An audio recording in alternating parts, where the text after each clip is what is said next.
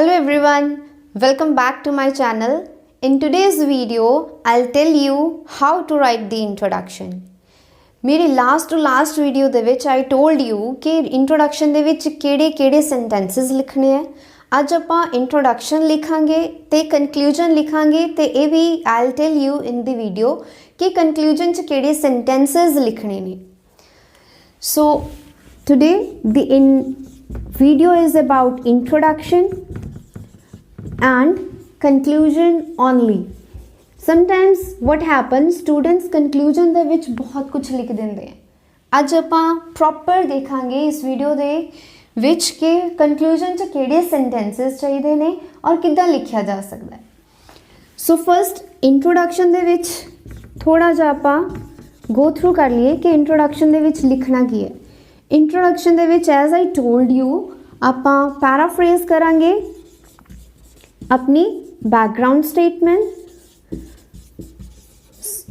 So this is the first sentence जो आपा paraphrase करनी है and then the second sentence है जो that is वो केड़ी है अपनी thesis statement। जो thesis है, thesis क्या हुंदा है मेरी opinion, मैं उस topic बारे की सोचते हैं, मैं फेवर च है, मैं अगेंस्ट विच है, या मैं दोनों साइड है, या फिर मैं दोनों साइड डिस्कस करनी है, एडवांटेजेस डिसएडवांटेजेस नहीं है, problem solution, that is the thesis. And the third is the outline statement. So यह की है आपां नूं जरूरी ध्यान देना है कि यह सिंपली इंट्रोडक्शन दे विच ये 3 सेंटेंसेस होने चाहिए। सो कंक्लूजन दे विच केड़े सेंटेंसेस होने चाहिए हैं। So first sentence in conclusion should be that you will rephrase thesis statement. So thesis मैं किथे दसी सी, thesis I told you here है ना। थीसिस इथे सेकंड सेंटेंस होएगा बट इथे वही थीसिस फर्स्ट सेंटेंस बनेगा। क्लियर। और जो इत्थे थोड़ी ओपीनियन होएगी, जो वर्ड्स तुसी इत्थे यूज करोगे same words of course it will not be here, इत्थे पैराफ्रेज करेंगे। एंड देन फर्स्ट सेंटेंस है, second is it can be a suggestion, या तो सजेशन जिहड़ा आपां कहंदे हैं शुड दे नाल, या तो शुड दे नाल सजेशन दे सकते हैं, या उसनू किस फॉर्म च लिख सकते हैं रिकमेंडेशन। रिकमेंडेशन की होंदा है आपां रेकमेंड करते हैं भी जे इदां होवे तां इदां हो जाऊगा। क्लियर। सो रिकमेंडेशन किवें हुंदी है, इफ देन भी जे इदां होए तां इस तरह तां ये इदां हो सकता है। मतलब here can be in form of suggestion, can be recommendation, या यह। सो मेक श्योर आपां यही चीज़ करनी है। कंक्लूजन दे विच आपां रीफ्रेज करांगे thesis statement and then suggestion or a recommendation. Introduction दे विच आपां पहला पैराफ्रेज करनी है background statement, then thesis and then outline statement. Now let's write the introduction and conclusion. Okay, so हुण पहला आपां क्वेश्चन पढ़ांगे। क्वेश्चन तो बाद जिहड़े स्टैप्स मैं तुहानूं दस्से सी उस स्टैप्स दे according will write the introduction and then steps नूं फॉलो करते हुए will write the conclusion. So watch till end. Okay, so the question is nowadays food has become easier to prepare. Has this change improved the way people live? Use specific reasons and examples to support your answer. So now in this type of question what is asked, particularly the question is about food. Food दे बारे question पूछा गया है कि food की हो चुकी है कि आसान हो चुकी है प्रिपेयर करना। And this is the question type की है, थोड़ा ओपीनियन पूछा गया है कि ओपीनियन की है कि हाँ या नहीं, येस और नो। तो क्या तुहानूं लगता है कि जो फूड प्रैपरेशन है वो आसान हो चुकी है आज के टाइम दे विच? If you say yes, let's do the brainstorming of that कि हाँ अगर आप सोच रहे हैं कि आसान हो चुकी है, कितना हो चुकी है, I can write what do I feel is कि I can talk about the advantage of the technology, the advent of technology I would say, कि जिहड़ी टैक्नोलॉजी एडवांस हुई है तो ਉਹਦੇ हेल्प दे करके लोकी आसानी नाल अपना फूड प्रिपेयर कर सकते हैं, खाना बना सकते हैं. Those who are working it is very easy for them. Like oven है, माइक्रोवेव है, there is packed food as well, so everything. But ਇਹਦਾ ਕਿਤੇ ਨਾ ਕਿਤੇ what do I feel ਕਿਤੇ ਨੈਗੇਟਿਵ ਇੰਪੈਕਟ ਵੀ ਜਾ ਰਿਹਾ ਹੈ ਆਪਣੀ ਲਾਈਫ 'ਤੇ. So if I say yes but मैं ਉਹਨੂੰ ਨੈਗੇਟਿਵ ਵੀ ਲਿਖ ਸਕਦਾ. सो जो मैं सोच रही हैं that should be in my thesis.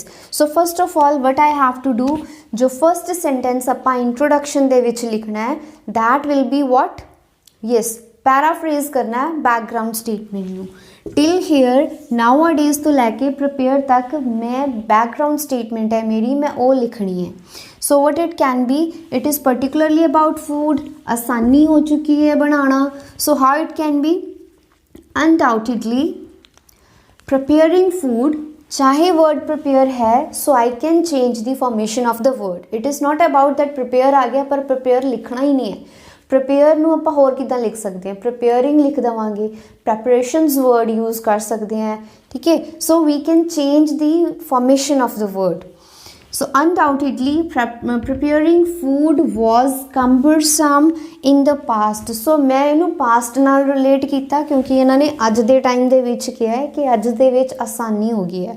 So past which cumbersome से बहुत ज़्यादा difficult सीगा. So although the preparation of food has become convenient, convenient मतलब आसान हो चुकी है. किस दे करके, मैं अपने जो बॉडी पैराग्राफ्स च लिखना I can write about due to the advent of technology. मैं इत्थे फिर वो चीज़ मैंशन करांगा. So due to the advent of technology जिस दे नाल की होया है, इंप्रूवमेंट हुई है कि नहीं हुई, मैं इसका आंसर दिता इत्थे किद्दां कि yes the advent of technology that definitely enhanced मतलब इंप्रूवड. की इंप्रूव होया है, लाइफ स्टाइल ऑफ इंडिविजुअल्स. पर मैनू ये लगता है कि जे इंप्रूव होया है, इनहैंस हुई है, सो द नेगेटिव इंपैक्ट भी है. So I have to write that. If I am writing that in my body paragraphs, मेरी ओपीनियन इत्थे क्लीयर होनी चाहिए है. The drawbacks can not be ignored. So first जिहड़ा सेंटेंस होया अपना, I paraphrased the background statement और उसनू मैं लिंक करता पास्ट दे नाल. Then I gave my opinion food दे उत्ते कि अच्छा तो हैगा बट सही नहीं हैगा. क्लीयर, किहदे लई नहीं सही हैगा, साडे लई, अपनी हैल्थ दे लई. So the outline statement here we can write or you can even skip. अगर आउटलाइन स्टेटमेंट होएगी तो आउटलाइन स्टेटमेंट केड़ी होएगी, the reasons of the same will be discussed in the further paragraphs. या फिर this essay will give or discuss the reasons of dash, जो भी तुसी अगे mention करना है. So this is the complete introduction जो आपा paraphrase करके अपनी opinion दे देती. Then comes conclusion. कंक्लूजन च जिद्दां मैं तुहानूं स्टार्टिंग च दस्सिया that there should be 2 sentences. First is what, first is rephrase करनी है थीसिस. हुण मेरी इहदे विच थीसिस केड़ी स्टेटमेंट है, थीसिस इज़ ऑल्दो तो स्टार्ट हुई जो मैं अपनी ओपीनियन दिती. Although this has become convenient due to the advent of technology that definitely enhanced the lifestyle of individuals, the drawbacks cannot be ignored. So ये मेरी thesis है जो मैं अपनी इंट्रोडक्शन च देती. हुण कंक्लूजन दे विच जदों भी आपां स्टार्ट करना है तो जो मेरा स्टार्टिंग फ्रेज होएगा that should be in conclusion और to conclude. So I have written in conclusion. In conclusion I believe, so मैं अपना ओपीनियन देने दे लई हुण मैं इत्थे अपनी थीसिस जो इत्थे मैंशन कीती सी I have to rephrase that. मैं यही चीज़ इत्थे कहनी है, किद्दां होएगी, I believe that the latest technology has undeniably improved the individual's living standards, particularly by making food easily. सो इत्थे सारा कुछ क्लीयर करता टिल हेयर. जिन्ना भी मैं किया है कि हाँ जी एडवेंट ऑफ टेक्नोलॉजी है, I used latest technology and then undeniably improved किहदे लई मैं यूज़ किया, एनहांस्ड दे लई and then lifestyle of individuals.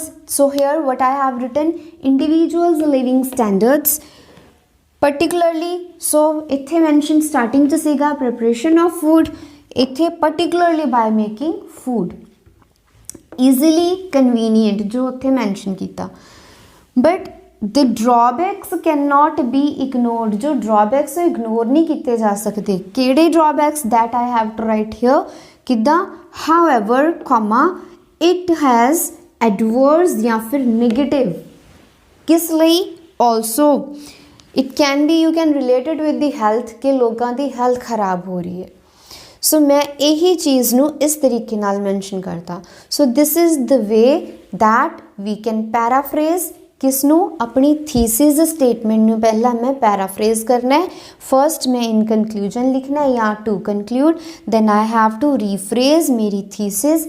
Okay, the second sentence in conclusion is, जो मैं दसिया से या तो सजेशन हो सकती है या रिकमेंडेशन, सो सजेशन किद्दां हो सकती है, शुड दे नाल, सो इत्थे किस दी गल कर रहे हैं आपां, we are talking about the people's living standards, हुण इत्थे गवर्नमेंट नहीं सजेशन, गवर्नमेंट ਲਈ कोई सजेशन नहीं कर सकते आपां कि गवर्नमेंट नूं इदां करना चाहिए, no, it is about the people living standards, ਤਾਂ ਉਹਦੇ ਨਾਲ ਆਪਾਂ ਉਹਨੂੰ ਮੈਂਸ਼ਨ ਕਰ ਸਕਦੇ ਹਾਂ ਪੀਪਲ ਦੇ ਬਾਰੇ ਹੀ ਕੋਈ ਸੁਜੈਸ਼ਨ ਦੇ ਕੇ, ਕਿੱਦਾਂ, every individual should consider wisely how to prepare their food to ensure good health, so मैं इत्थे शुड नाल एक सजेशन देती है, so this is all about that, यही चीज़ नूं तुसीं रिकमेंडेशन की फॉर्म दे विच भी लिख सकते हो, वो किस तरह होएगा, इफ़ इंडिविजुअल कंसीडर वाइजली तो उन्होंने हेल्थ अच्छी रहेगी,